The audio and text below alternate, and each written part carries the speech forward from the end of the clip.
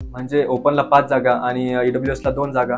त्यामध्ये all 385 candidate qualify झाले 1300 जणांमधून, आणि त्यामध्ये माझा 9वा नंबर. सपोर्ट घरून न भेटल्याने मामांनी देखील कोणत्या गोष्टीत कमी नाही केलं. त्यांनी खूप सपोर्ट केला. आर्थिक असेल, करिअरच्या बाबतीत गायडन्स असेल. एक गोल ठरवा, ट्रॅक ठरवा की त्यानुसार आपल्याला जायचंय. तुम्ही 10वीतून ठरवा, 12वीतून ठरवा, आफ्टर ग्रॅज्युएशन ठरवा, परंतु एक गोल ठरवा. मामा होते जे प्रत्येक फेल्युअरमधून, डिप्रेशनमधून वर काढण्याचं काम ते करत असत.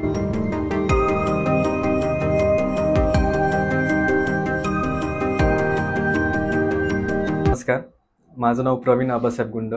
मी पिंपळगाव देप्पा, तालुका संगमनेर, जिल्हा अहमदनगर येथे राहतो. माझं कालच लागलेल्या पशुधन पर्यवेक्षक अहमदनगर यामध्ये लाईव्हस्टॉक सुपरवायझर या पदी निवड झाली. माझं स्ट्रगल स्टोरी सांगायची झाली तर माझं प्राथमिक शिक्षण जे झालं ते पिंपळगाव देप्पा प्राथमिक शाळा इथेच, आणि त्यानंतर माध्यमिक शिक्षण इयत्ता 5वी ते 10वी हे पिंपळगाव देप्पा येथेच झाले. त्यानंतर घरची परिस्थिती हायर एज्युकेशन घेण्याची नसल्याने मी एक बेसिक लेवल म्हणजे स्वतःच्या पायावर कमी वयात कसं उभं राहता येईल या दृष्टीने एक विचार केला, म्हणजे प्लॅन तयार केला. आणि त्या प्लॅनमध्ये माझे मामा रावसाहेब जाधव यांनी खूप मोलाचं मार्गदर्शन केलं.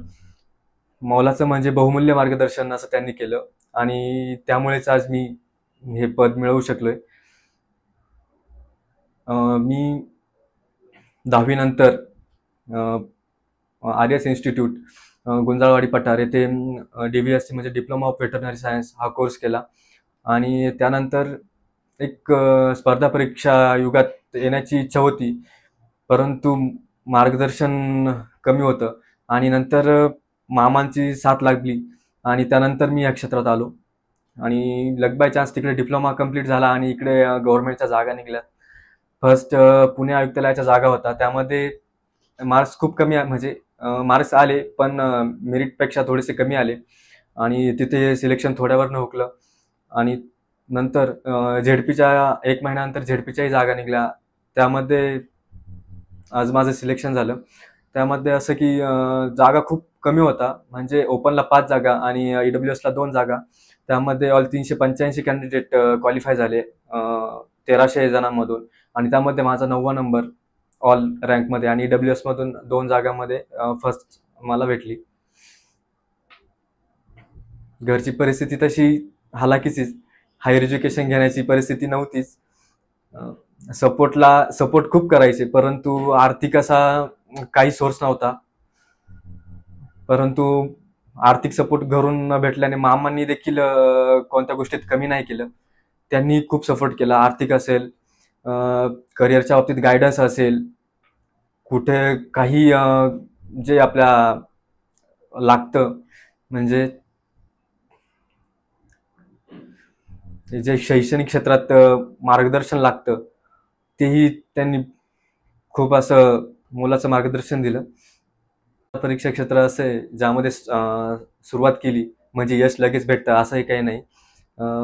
फेल्युअर पण येतं, मलाही आलेलं, आणि फेल्युअर आल्यावर प्रत्येकाला जसं डिप्रेशन येतं तसं मलाही आलेलं. परंतु एक मामा होते जे प्रत्येक फेल्युअरमधून, डिप्रेशनमधून वर काढण्याचं काम ते करत असायचे. आणि त्यानंतर म्हणजे पुणे आयुक्तालयाला जेव्हा माझा रिझल्ट थोड्याशा मार्कावरनं राहिला, त्यावेळेस मी पूर्ण 1 महिना सगळं स्टॉप केलेलं. पण जेव्हा मामांना हे समजलं, त्यानंतर त्यांनी परत एक नव्या उमेद दिली, आणि त्यानंतर परत एक चालू केलं. म्हणजे भरकटच चाललेलो ना मी त्या 1 महिन्यामध्ये, तर त्या ट्रॅकवर आणायचं काम त्यांनी केलं. आणि ट्रॅकवर आल्यानंतर परत 1 महिना मला स्टडी सुरळीत करायला गेला. आता विद्यार्थ्यांना मार्गदर्शन द्यायचं झालं तर तुम्ही पहिल्यांदा तुमचा एक गोल ठरवा, ट्रॅक ठरवा की त्यानुसार आपल्याला जायचंय. तुम्ही 10वीतून ठरवा, 12वीतून ठरवा, आफ्टर ग्रॅज्युएशन ठरवा, परंतु एक गोल ठरवा. हे क्षेत्र असं आहे, खूप रिस्की आहे. झालं तर खूप काही होऊन जातं, नाही झालं तर बोलूही शकत नाही, अशी परिस्थिती होते. त्यामुळे तुम्ही तुमचा ट्रॅक ठरवा. आणि आपण म्हणतो ना की कष्ट प्रामाणिक असेल तर यश हमखास भेटतं. हे नुसतं बोलायला भारी वाटतं असंही काही नाही. हे एकदम रिअल आहे. कष्ट जर तुमचे प्रामाणिक असेल, तुमचं स्ट्रगल प्रामाणिक असेल, तर यश नक्की हमखास भेटतं. मी माझं सांगतो, ज्यावेळी मी 1 वर्ष म्हणजे पूर्ण 1 वर्ष मी कोणतंही फॅमिली फंक्शन अटेंड केलं नाही. इवन घरी कधी थांबलो नाही. संडे टू संडे मी कंटिन्यू लॅबला असायचो. कोणतंही फंक्शन नाही, काही नाही, काही नाही. 1-2 आपले ड्रेस असायचे. आपला टिफिन उचलायचा 7ला, सकाळी 7ला घराबाहेर पडायचं, संध्याकाळी 7ला घरी यायचं. 7 ते 8 वाजायचे घरी यायला. घराच्या आजूबाजूच्या लोकांना देखील माहित नव्हतं की मी घरी येतोय रोज. म्हणजे इतकं बिझी शेड्यूल ठेवलेलं. आणि त्याचा फायदा असा की फळ असं आज सार्थक झाल्यासारखं वाटतं. विद्यार्थ्यांना तुम्हीही करा. तुम्ही खूप काही करू शकता. फक्त भरकटवू नका. बस एवढंच सांगेल.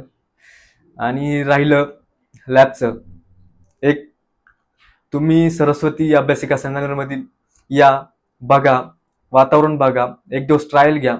तुम्ही नक्की त्याच दिवशी ऍडमिशन करून जाणार याची गॅरंटी मी देतो. कारण एक सांगायचं असं की वातावरण इतकं भारी आहे ना, की इथं आलेला मुलगा किती व्हावत गेलेला असला ना, तो अभ्यास करणार म्हणजे करणार, हे फिक्स आहे. आणि तो कोणती तरी पोस्ट मिळवणार म्हणजे मिळवणार, हेही फिक्स आहे. सांगायचं झालं तर म्हणजे मी पहिल्यांदा आलेलो, बऱ्याच जणांचं सिलेक्शन व्हायचं आणि सर इथे काच फलकामध्ये फोटो लावायचे त्यांचे, इव्हन स्टेटस ठेवायचे किंवा सत्कार करायचे लॅबमध्ये येऊन. एक नवी उमेद मिळायची की यार आपलाही सत्कार झाला पाहिजे इथे. आणि खरंच मी सरांना तेव्हाही बोललो होतो की सर एक दिवस आपला पण फोटो इथे लागला पाहिजे. आणि आज तो दिवस आला. नक्की खूप छान वाटतंय. ऑल द बेस्ट सगळ्यांना. तुम्ही खूप काही करू शकता.